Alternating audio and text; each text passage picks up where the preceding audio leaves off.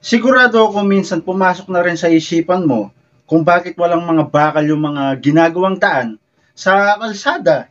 Daan, kalsada, parehas lang yun. Alam nyo, kaya walang bakal yun kasi yung budget sana ng pambili ng bakal, binubulsa ni engineer o kaya ni architect o kaya ni foreman. Tsaka alam mo, kaya hindi nilalagyan ng bakal yon ng mga engineer, architect kasi after 5 years, sisirain ulit nila yon. Siyempre, kapag sinira nila yon, dapat walang bakal para mas madaling sirain. O di ba? Another project, another money. Malaki ang posibilidad na ganun nga ang sagot sa tanong kung bakit walang bakal yung mga nakikita natin minsan na ginagawang kalsada. Pero, heto kasi talaga ang sagot dyan. Makinig ka ha. Bago kasi umpisa na mga engineer, architect at project manager yung project na yan, may mga kinukonsider muna sila na standards. Unang-una nilang kinukonsider is yung location of roads. Kung anong klaseng lugar ba yung paggagawan nila ng kalsada.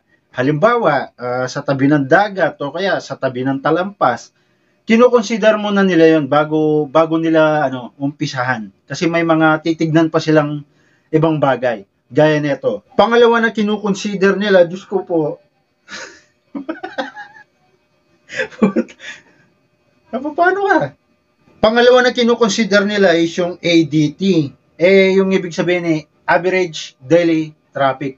Titignan nila yung location kung lagi bang busy yan, kung tabi ba ng mall yan, or tabi lang ng bundok.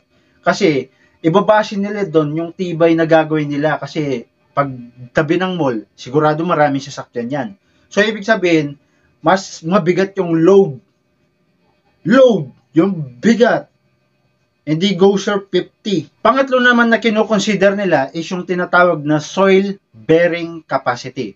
Dito naman, titignan nila kung anong klaseng lupa ba yung nandoon sa location.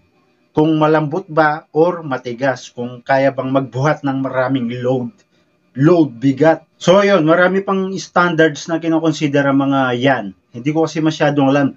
Hindi naman ako professional So ito na yung mga dahilan kung bakit walang bakal minsan yung mga kalsada na ginagawa. Isa sa mga dahilan is baka matigas naman yung lupa na paglalatagan ng kalsada. Kaya hindi na kailangan lagyan ng bakal pag ganon. Ang ibig kong sabihin mga taropa is yung compression strength ng lupa. Kaya kapag malambot yan, mahina ang compression strength, doon nalalabas ang reinforcement bars. Bakal. Lalagyan na ng bakal. Marami. Yun. Pag malambot kasi yung lupa na lalatagan ng kalsada, ay makakatulong yung bakal kasi magkakaroon na ng tension dyan. Yung lupa, syempre malambot, di ba? Bababa na siya ng ganyan. So magkakaroon na ng tension itong semento, itong daanan. Kaya yung bakal ang taga-suporta dyan para hindi siya mag-crack. Alright? Tension. Isa pa sa mga nagiging dahilan dyan kung bakit walang bakal is yung baka yung daan na gagawin is sa barangay lang or kanto-kanto lang. Yung kumbaga tao lang madalas yung dumadaan. Or tricycle, kotse, pero mga trucks, madalang lang.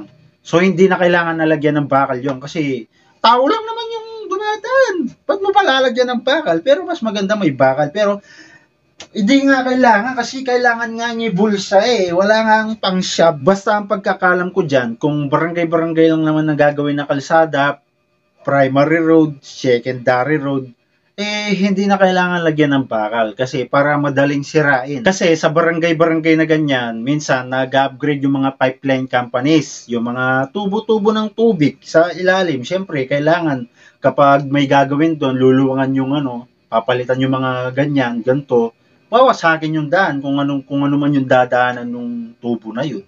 Or kaya naman yung mga underground canal kung luluwangan. 'Di ba?